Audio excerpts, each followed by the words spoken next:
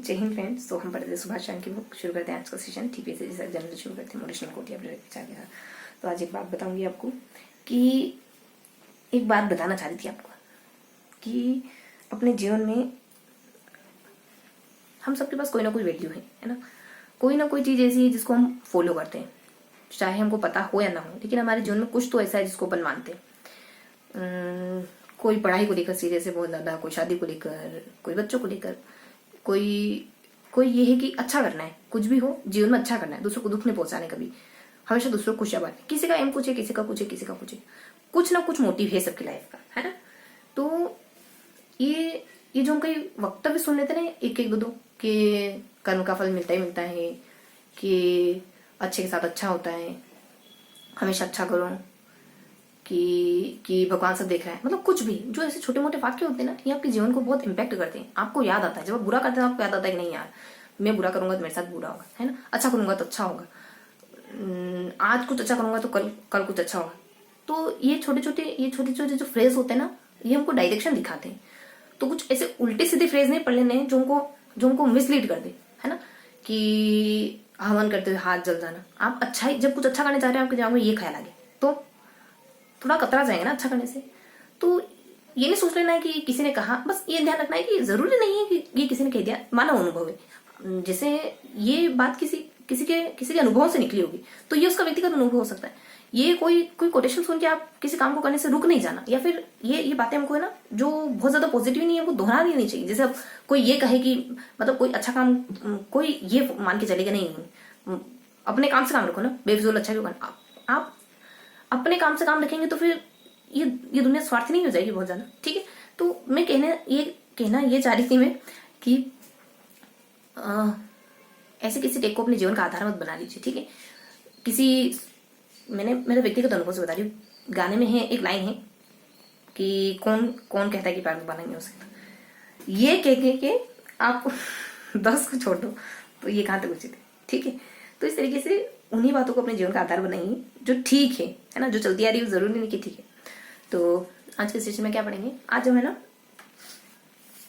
कुछ फ्लेगशिप योजनाएं पढ़ने वाले हैं। बहुत सरल से फ्लेगशिप योजना आज का होते नहीं। 3 पेज पढ़े हमने। देखो क्या क्या पढ़ा हमने, इससे पहले क्या क्या पढ़ा था। इससे पहले हमने बीमा योजना पढ़ी थी, नहीं बीमा योजना आज पढ़ेंगे। इससे पहले हमने ना बेटी बचाओ भी आज पढ़ेंगे। इससे पहले हमने 3 पेज पढ़े थे जिनमें हम इंदिरा रसोई योजना पढ़े थे। जिससे पहले हम कुछ अपने वो क्या कहते हैं उसको, क्या है वो, बीमा योजना पड़ी थी। हाँ बीमा योजना है। उसके बाद अपने खाद्यान्न से जुड़ी योजना थी। उसके बाद अपने आयुष्मान योजना वगैरह है। इस तरीके कुछ योजनाएं पड़ी थी। आज के सेशन में हम ऐसी कुछ और योजनाओं को पढ़ेंगे। जैसे एक तो है बेटी बचाओ बेटी पढ़ाओ योजना, है ना। एक है अपने देवनागरी स्कूटी योजना। ऐसे कुछ छोटी छोटी योजनाएं हैं। बेटी बचाओ बेटी पढ़ाओ है, देवनागरी है। 3 पेज पढ़े हमने, 1 2 3, तीनों पेज में हमने कुछ ना कुछ फॉर्मेट बनाया है। नहीं, ये तो मैंने आपको पढ़ा दिया। आज के सेशन में हम क्या पढ़ेंगे बताए, जो भी हमने जस्ट रीड करा है, ठीक। तो हमने क्या रीड करा, हमने कुछ पॉइंट्स पढ़ने, ज्यादा कुछ नहीं। आज का सेशन में ज्यादा कुछ नहीं, पॉइंट है। मुश्किल से अगर एक पेज में कंबाइन करने की कोशिश करोगे तो 10 से 12 पॉइंट होंगे, लेकिन 10 से 12 पॉइंट 3 पेज में दिखे हुए। First page, second page, third page. First page में 4 पॉइंट है, सेकंड पेज में 3 पॉइंट है, नेक्स्ट पेज में बीच में सारणी, ऊपर कुछ हो जाए नीचे कुछ हो जाए, बस ये पॉइंट है, किसी से कनेक्टेड नहीं। इस वजह से पॉइंट से ध्यान रखो। अगर एक पेज में लिखोगे ना लाइन से तो मुश्किल से 12-13 लाइन होगी। तो फर्स्ट पेज में 4 लाइन है, सेकंड पेज में 3 लाइन है, नेक्स्ट पेज में सारणी के ऊपर कुछ, सारणी के नीचे कुछ योजना है, सारणी के ऊपर एक योजना है, सारणी के नीचे कुछ योजना है। तो क्या है थोड़ा सा देखते हैं, ठीक है। तो 4 पॉइंट में एक पॉइंट तो ये कहता है कि एक है अपने आदर्श ग्राम योजना। आदर्श ग्राम में मतलब कि गांव में जो भी आदर्श बातें सारी होनी चाहिए। महिलाओं का सम्मान होना चाहिए, वृद्धों का सम्मान होना चाहिए, और बच्चों को पढ़ाना वगैरह, है ना, साफ सफाई वगैरह, ये सारी बातें आदर्श गांव में आ जाती है। एक है पंचायत वाली योजना जो है वो 14वें वित्त आयोग की सिफारिश पर पंचायत योजना आती है, और इसमें 100% सारा खर्चा केंद्र सरकार देती है। 100% खर्चा केंद्र सरकार देती है इसका। और ये है ना आपनो गांव आपनो विकास थीम पर बेस्ड है। इसकी मार्गदर्शिका लाई है, मुझे यहीं से ध्यान आया, यहीं से मतलब इसके बाद मैंने कनेक्ट करने की कोशिश करी कि ये मार्गदर्शिका सिद्धांत ये कह रहा है, ठीक है। मार्गदर्शिका का मतलब क्या होता है कि अपने जीवन, 1 मिनट,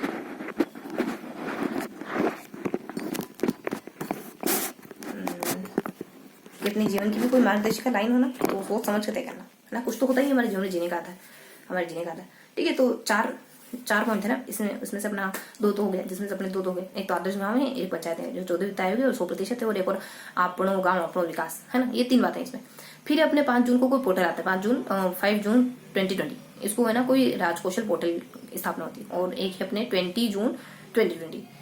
20 जून 2020 को क्या होता है, एक योजना आती है जिसका नाम शायद ग्रामीण रोजगार करके। इसमें कुछ थोड़ी सी डिटेल है कि ये अपने बिहार के गटियाला गांव से शुरू होती है। फिर कुछ आंकड़े जैसे 116 है, फिर अपने ये 6 है, फिर अपने 1 to 5 दिन तक 160 जिलों में और 6 राज्यों में। ठीक है, ये बेसिक बात है। तो 4 पॉइंट पढ़ लिए, बस इतना ही था। 4 पॉइंट कौन कौन से, एक तो आदर्श ग्राम है, एक पंचायत है, एक अपने 5 जून 2020 और एक अपने 20 जून 2020। ठीक है, इस तरीके से हमने 4 पॉइंट पढ़ लिए। अब आते अपन सेकंड में हमको 4 पेज नहीं 4 लाइनें पढ़ी। पेज के 2 हिस्से लेफ्ट राइट, तो ये है कहाँ पता है, 2 ऊपर है 2 नीचे, इस तरीके से पूरे पेज में इतना ही काम का है। अब नेक्स्ट पेज में 3 लाइनें, पहले से दूसरे से, पेज के 2 हिस्से होते हैं लेफ्ट राइट, और यहाँ कोने में यहाँ एक तरफ 3 बातें गिवन है। एक तो रेल, एक तो सड़क से, एक रेल से, एक हवाई परिवहन से। इन तीनों से जुड़ी हुई बातें। रेल अपने सड़कों से एक सड़क परिवहन की स्थापना होती है 1 अक्टूबर 1964 को। दूसरा अपने रेलों से जुड़ा कि रेल मंडल कितने अपने 5, तो बीजोज एक ध्यान रखो, बीजोज एक है। ए से अपने 20 अपने बीकानेर जो जोधपुर है, बीजोज जैसे में ए से अपने अजमेर और के से कोटा, ये 5 मंडल है। और 2 अपने जोन है, उत्तर पश्चिम और पश्चिम मध्य है ना, उत्तर और पश्चिम 2 दिशाएं खाली। बस फिर हवाई यात्रा जुड़ा हुआ है कि रातानाड़ा जोधपुर है, जैसे मेरे बीकानेर है, फलोदी सूरतगढ़, फलोदी तो नहीं, हाँ है फलोदी है, सूरतगढ़ है। ये सारे ना सेना को समर्पित हवाई अड्डे। इनकी ट्रिक है अपनी कि साफ बजाओ, तुम बैंड बाजा बजाई रहे तो अच्छे से बजाओ, दूल्हा राजा बजाएगा बाजा, भैया राजा। ठीक है, तो ये इस तरीके से ध्यान रखोगे। ट्रिक क्या है, साफ बजाओ है ना। और बी और जे ये स्क्वायर है, बी भी 2 है, बाड़मेर है, और बी से बीकानेर है, जे भी 2 है, जैसे मेरे है जोधपुर है, साफ सस अपने सूरतगढ़ और फस फलोदी हो जाएगा, और राताना। ठीक है, और सांगानेर जो है ना वो अंतरराष्ट्रीय। ये अपने 3 पॉइंट हो गए, तीनों से। फिर अपना लास्ट है ना, लास्ट में तो बीच में साड़ी बनी है, कुछ ऊपर है कुछ नीचे, बस खत्म करें। ऊपर क्या है, तो ऊपर इतना बता रखा है कि मतलब ऊपर नीचे एक योजना है। योजना का नाम है यहाँ राष्ट्रीय मिशन योजना, राष्ट्रीय सड़क मिशन, पता नहीं क्या है, राष्ट्रीय कौन सा मिशन है, खाद्य मिशन, उसको नहम कहते हैं, NHM, खाद्य मिशन नहीं, पता नहीं क्या है यार, राष्ट्रीय स्वास्थ्य मिशन है ना, हेल्थ। नीचे है कोई योजना जो जननी करके कुछ है, तो हम SK को पसंद करते हैं, तो नहम ये मतलब इंग्लिश में बताएं। फिर नीचे जननी है, उसको अपन JSSK कहते हैं, तो मैंने कह दिया कि हम SK पीछे का ध्यान रखोगे। तो इनके बारे में क्या कहें, कुछ नहीं, मुश्किल से 4 पॉइंट ऊपर है और मुश्किल से 1 पॉइंट नीचे है। ऊपर 4 पॉइंट में पहला तो है कि कब आया, दूसरा है कि कब इसका रूप, ये कब थोड़ा विस्तारित हुआ, विस्तारित मतलब इसमें 2 और प्रोग्राम जुड़ गए, तो उसका समय का विस्तारित कब हुआ, आया कब उसका समय का, विस्तारित कब उसका समय का, और इसके उद्देश्य क्या है, ये बहुत लिबरल पॉइंट आराम से बता सकते हैं। लास्ट वाला है कि इसके घटक, वित्तीय घटक कौन कौन से। ठीक है, ये 4 पॉइंट। नीचे 1 पॉइंट ये है कि कब आती है ना। इन 4 पॉइंट के साथ एक और पॉइंट साथ में अटैच है, इन 1 पॉइंट के साथ एक और पॉइंट साथ में अटैच है, वो मैं बता नहीं रही हूँ, लेकिन अंडरस्टूड समझना है, अंडरस्टूड रखना है। तो देखो कब आती है योजना, स्वास्थ्य मिशन वाली, ये आती है अपने 12 अप्रैल 2005 को। 2 और 3 याद रखो है ना, 5 को आप 3 भी बना सकते हो, ऊपर से थोड़ा सा ऐसे कर दोगे। और ये मेशअप हुआ, मतलब 2 और चीजें इसमें जुड़ गए, एक तो राष्ट्रीय स्वास्थ्य मिशन और ग्रामीण स्वास्थ्य मिशन, 2 और इसमें जुड़ गए। तो ये कब जुड़े अपने, ये देखो 1 और 1 जुड़ के कितना होता है 2, लेकिन यहाँ 3 हो गए तो 13 है ना। समय काल अपने कुछ 12, ये अपने समय काल अपने मई का है कुछ, हाँ तो ये ध्यान रखेंगे, 2013 जुड़ा।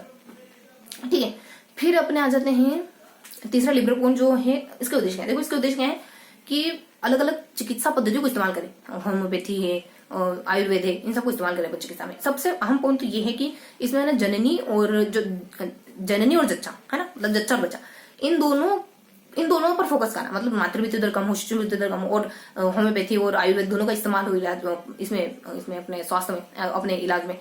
और एक और पॉइंट है कि आप है ना ये इंश्योर करो कि बीमारियां न हो, महामारी ना फैले, ये इंश्योर करें। ये बेसिक पॉइंट है। चौथा है इसके वित्तीय घटक कौन से, वित्तीय घटक वही जो मेशअप हुए थे ना दूसरे पॉइंट में, एक तो अपने शहरी और एक ग्रामीण दोनों स्वास्थ्य मिशन मेशअप होकर ये योजना विस्तारित हुई थी। तो एक तो ये दोनों हैं इसके वित्तीय घटक, एक है अपने गैर संचारी रोगों का नियंत्रण संस्थान और एक अपने संचारी रोगों का नियंत्रण संस्थान और एक और अपने स्वास्थ्य सुदृढ़ीकरण संस्थान। ये 5 पॉइंट है, ये 5 पॉइंट इसकी वित्तीय घटक है। पता नहीं क्या था और कैसे प्रश्न बनेगा, लेकिन वित्तीय घटक बता रखा तो 5 बातें बता रही थी, मैंने आपको बता दी। मैंने कहा था 4 के बाद आपको एक तो ऐसे याद रखना है, वो ऐसे याद रखना है आपको, वो ऐसे पॉइंट ऐसे याद रखना है ना, वो बता दीजिए फिर बता दीजिए उसको। वो है अपने ध्यान रखोगे 6, 7 और 12, 13, ऐसा तो बढ़िया होता, 6, 7, 12, 15 है, 3 वही 3 और 5 तो मिलते जुलते होते हैं। यहाँ क्या है तो 60 है, 75 है, 80 है, 100 है ना, 60, 75, 80 और 100 ये है। तो ये क्या है पता है, ये केंद्र सरकार का योगदान है। और ये इन्फॉर्मेशन सारणी में मेंशन है, जो मैंने कहा ना बीचों बीच में सारणी, ये इन्फॉर्मेशन सारणी में, बाकी सारी बातें और भी मेंशन थी, लेकिन सारा कुछ डिस्कस कर चुकी, ये चारों बातें घुमा के बता रखी थी। तो मैंने आपको बता दिया ना कि एक ही पॉइंट यूनिक वो पढ़ेंगे बस, ठीक है। और जो मैंने चौथा पॉइंट बताया कि वित्तीय घटक ये 5 है, उन्हें थोड़ा सा ऐड कर लो कि एक तो स्वास्थ्य मंत्रालय है, इसका वित्त का देखता है सब, और एक और है कोई राज्य स्वास्थ्य समिति, वो भी इसके वित्त से जुड़ी हुई है। नीचे एक ही पॉइंट है, और दूसरा उसका मिशन, अरे भाई साहब हो गया हमारा तो सर टाइम, बस खत्म करते। एक पॉइंट ये है, ये योजना कब आती है, 1 और 2, एक मतलब कि 12 और 1 है ना, 1 और 1 तो 12 और 11, तो 12 सितंबर 2011 को आती है। इसका उद्देश्य है कि हम खर्चे कम करें, माता और बच्चे, इनको बचाने में खर्चे होते हैं, इनको पालने पोलने में, मतलब सिजेरियन करना हो, माता का सिजेरियन करना, बच्चे की कोई बीमारी हो गई तो खर्चे बहुत बढ़ जाते हैं अगर प्राइवेट में जाता है, तो ये सारी सुविधाएं गवर्नमेंट हॉस्पिटल में बढ़ता है। अब मैं ना 5 बार करूंगी, जैसा कि हमने कहा था। क्या पढ़ा हमने, कुछ भी नहीं पढ़ा। 4.3 पॉइंट और क्या समझोगे, dash, 4.3 point dash, 4.3 point dash, 4.3 point dash. तो ये था आज का सेशन, मिलते हैं इसी के अगले सेशन में। देश के लिए कुछ है, देश का कहीं नहीं हो, लेकिन तब तक के लिए जय हिंद।